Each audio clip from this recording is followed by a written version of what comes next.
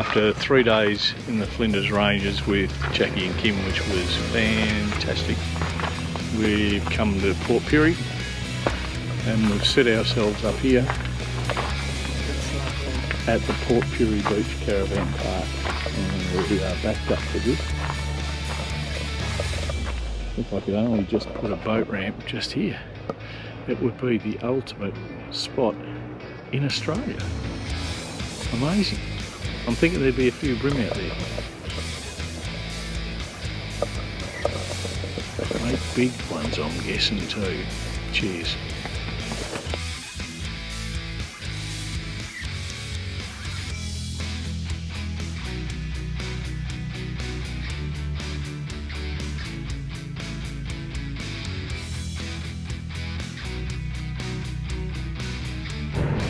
This is the Port Pirie boardwalk.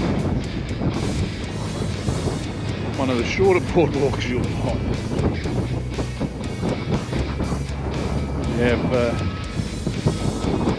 commercial vessels coming right into the smelter. Very similar to they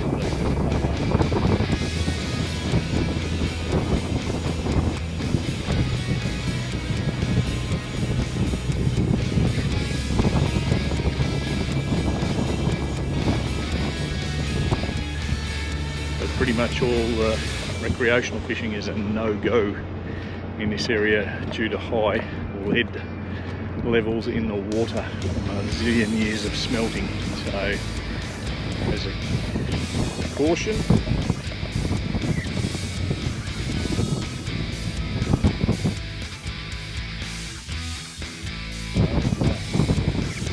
that's where we are. Catch and release, just don't eat them. So we've left Port Pirie and made our way down to Port Broughton this morning. Stopped in to reminisce the good times here with Barry Mack. We used to launch over the sand. Now they've got a flash marina. We don't even know the place, Macca. Couldn't find the house, well, we think we found the house, but everything's changed down the road, so it's all very different. But there you go, Port Broughton's gone ahead. So just out of Victor Harbour today, we were staying at Cape Jervis, come for a bit of a look. There's the start of the Hyson Trail, and if you don't mind, it's not a bad backdrop, is it? So we're on the way home now finally. We're about 8 days or 10 days away from getting on the boat. Just taken in the sights of the Fleurieu Peninsula. So out this morning exploring the Fleurieu Peninsula, and our first stop today is Rapid Bay and the famous Rapid Bay jetty. It looks like it was a quarry or a mining town, so I think that's what the jetty was initially designed for, but we'll find out. It's got nice campgrounds here as well, but a beautiful vista. You know, Rapid Bay looks great.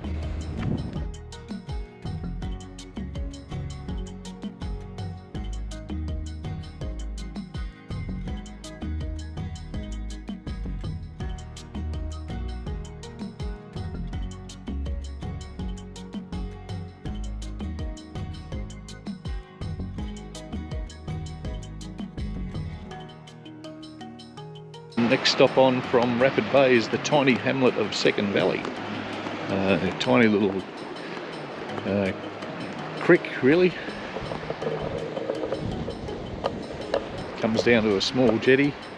Very popular by the looks. Very windy today, but small beach, and yeah, looks pretty special. Be interested to see how the locals going on the fish steaks. Cheers. So the next spot, or drop-in spot, is Warina Cove and Marina, which is a resort and holiday apartments place, I suppose. People can buy units and all that sort of stuff, and they got their own marina, which is pretty special. It's had a bit of a checkered history, this place. A few different owners by the sound of it, but looks good. Obviously good access out into the Gulf down here, down towards Cape Jervis, so plenty of parking. So this is the top end of Lady Bay, so all the places we've stopped that far are all down in that coastline down along there, spanning back to Cape Jervis. And out here, the home and the resting place of HMAS Hobart, the original one, which was built in the UK, served in a number of early wars and even all the way up to Vietnam. It had the nickname the Green Ghost. And it's parked out there somewhere, about 11 kilometres offshore, now a dive wreck and a natural park, marine park. So yeah, very cool. And a nice memorial here. HMAS Hobart.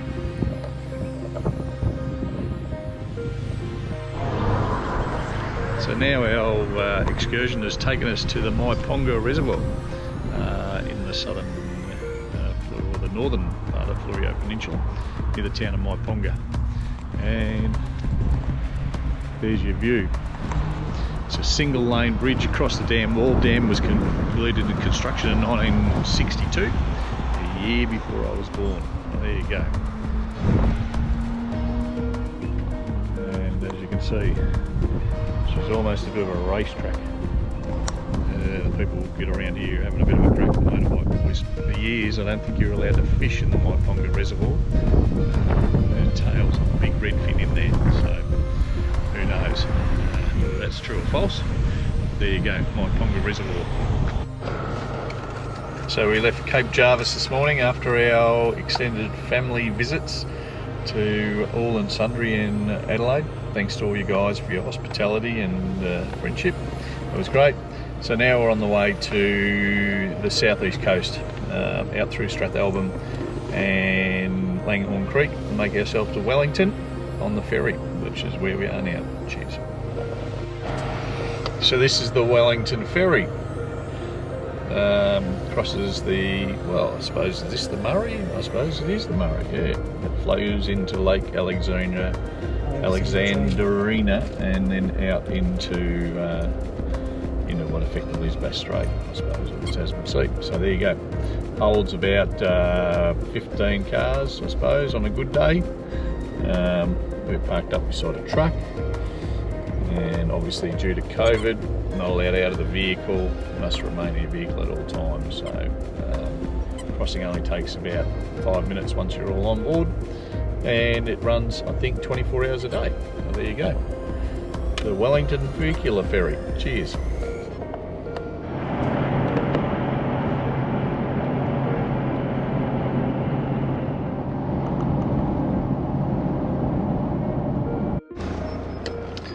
So we've made it to Robe just after 3 o'clock.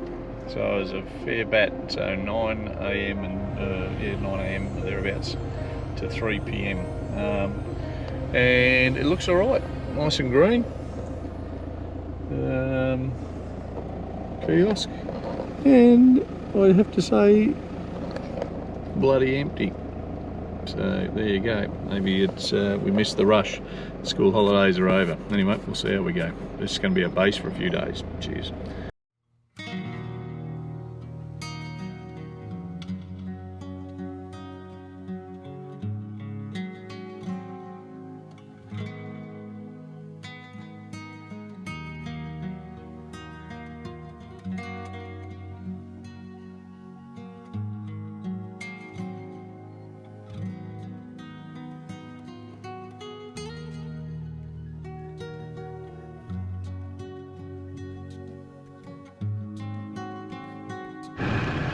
So this morning we're going to do some backtracking and sightseeing around Robe, and probably head back to Point Jaffa, which was on the way into Robe. So have a look at the sights, and then a few things around Robe itself. So should be interesting, and yeah, hopefully the rain stays away.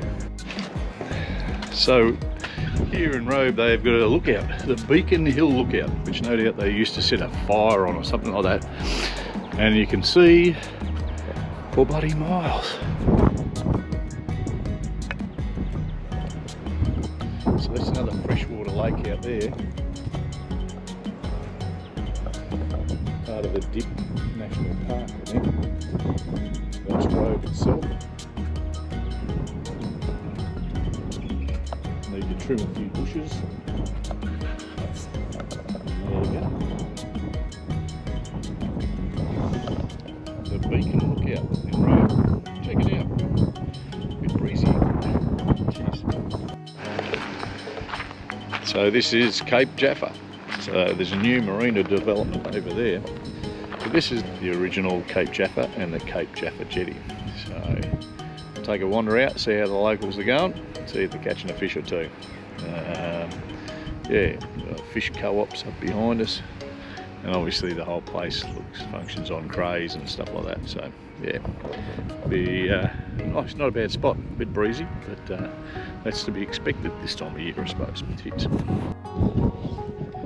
So this is the new Port Jaffa.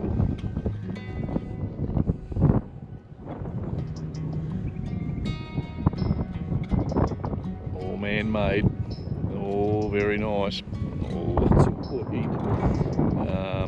But yeah, very flash, got heavy lift, pontoons out the front of your house, all that sort of stuff. Yeah, so pretty amazing. Somebody spent some money here. But there you go. At least they've got a boat ramp and that here now, so that obviously makes life that much easier for everybody. Cheers. So we're at Beachport and we've come up to what's known as Durant's Lookout. Well done to the Lions Club for popping up this little number, and there it is.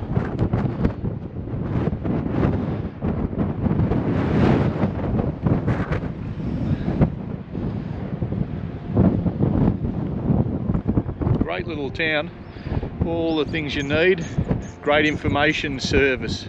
Call in at the information centre, some amazing stuff there, just first class, especially on today, Sunday, whatever. Anyway, but there you go.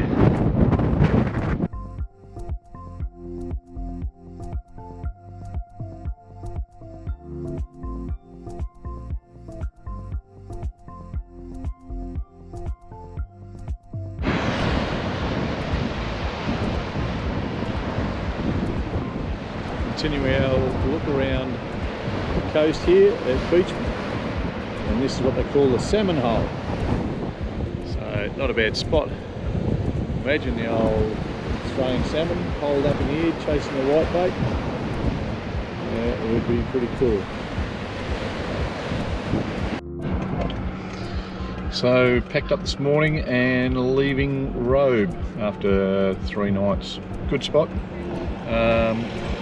Got around the place, checked out a few of the other close locations. Just getting a bit of breakfast and heading off to the mount, which will be our last setup. Catch up with my mum and then the bolt to the boat on the 14th. So there you go. Getting close to all over, guys. Cheers. So here we are, Mount Gambier. Our last official camp before the boat in a few days' time. Here we are parked up, ensuite site, $40 a night, 3 nights. Got a view of the chip mill. Can't say we haven't got the best digs. I think that's East Park over here. Played footy back there many years ago. Yeah, so there you go. This is us. We're in the home street, people. Home straight. She's not far to go, and we are done for 2021. Cheers. So we're out in sunny, cloudy Mount Gambier at the Umferson sinkhole. Not far from where we're staying at the Limestone Caravan Park, and this is pretty cool. And yeah, take a look at this.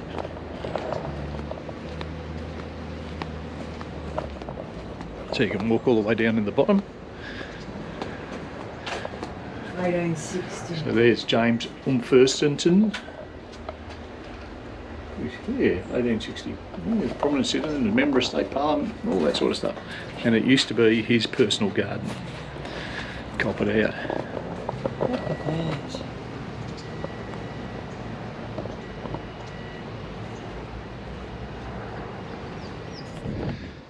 So now we're at Mount Gambier's prime attraction, the infamous Blue Lake. An old volcanic crater now filled with water. And you know what? It is blue.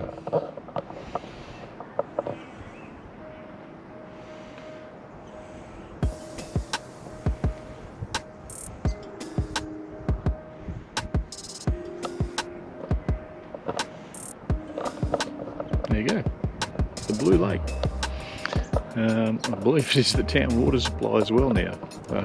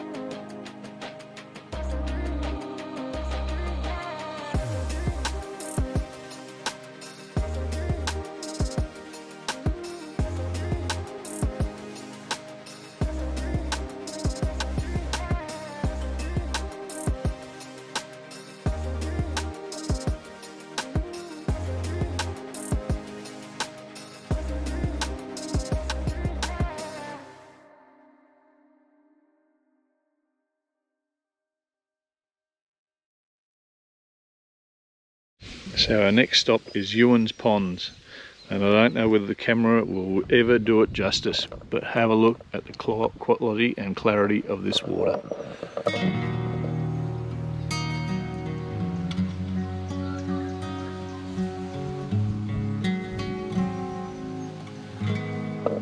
So there's a chain of ponds all connected that you can swim all the way down and around and back apparently, but all closed at the moment because all the diving that's been going on has been stirring them up too much.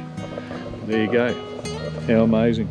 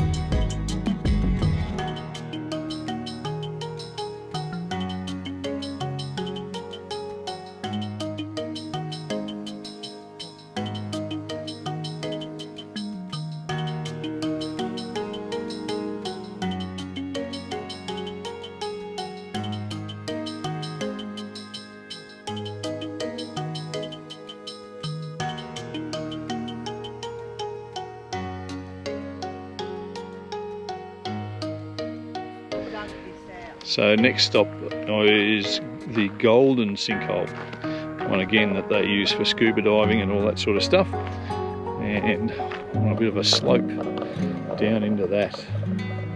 Don't know what the container is down here, but we'll go and have a look. Got a swarm of bees over there as well, but there you go. Cheers. So this is the Golden Sinkhole.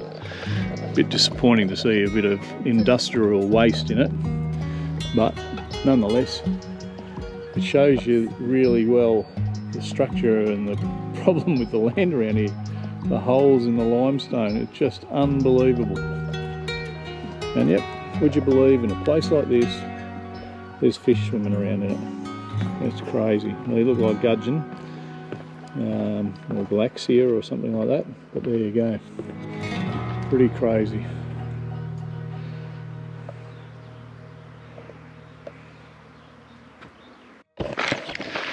So about halfway between Port Macdonald and Mount Gambier is a little jump up called Mount Shank, discovered by the crew of the Lady Nelson and named by the captain. And you can see Port Macdonald way off in the distance. As they were cruising past, he picked this bad boy up. And of course the flip side of any mountain is the inside. And in this case, it's a big hole. It's a really big hole. This is an extinct volcano, and in volcano terms it's reasonably new. Now, it doesn't have water in it like the Blue Lake because its bottom is above the water table, even though all the rain that collects in it drains into the local underwater aquifers and that. So there you go. Mount Shank has a walkway all the way along the top of it. That's about 2 k's. There you go. Cheers.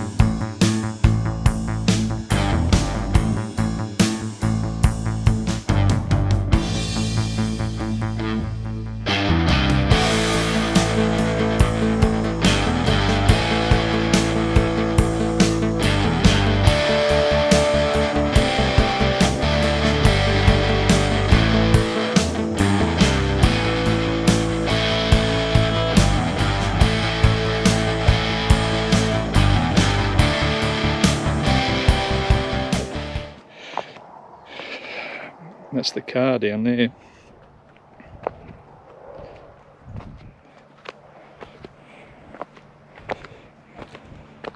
It's the Stairmaster from hell.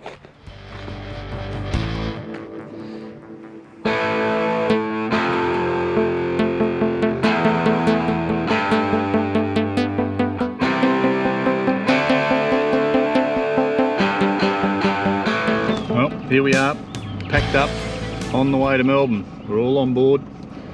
GoPro's playing up, so quick film at the back of the car. Got about 4.5, nearly 5 hours to get there, and this is it. The trip, she's almost in the bank. Cheers.